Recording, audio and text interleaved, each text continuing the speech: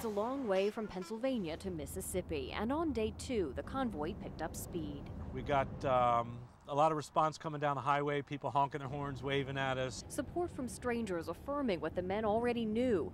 But it wasn't until the convoy arrived in Mississippi that the men realized how vital their mission would be. I've got certain areas that are desperate for certain materials. This is the Lutheran Episcopal Disaster Relief Center in Jackson, Mississippi.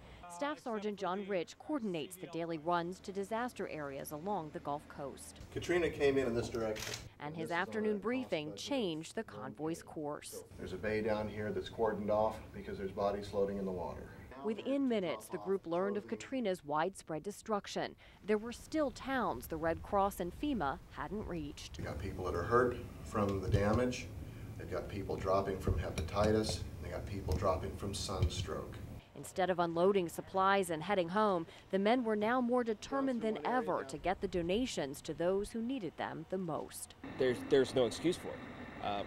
This is in a third world country. We can airdrop things around the world, pretty much 24 hours notice, but we can't help the people here. Frustrated with the recovery efforts, the men worked into the night to get the trucks ready for a run to the coast in the morning.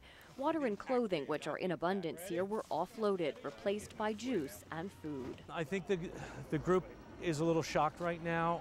You know, they keep hearing all these things about, you know, they don't need people, don't send food, send dollars and whatnot.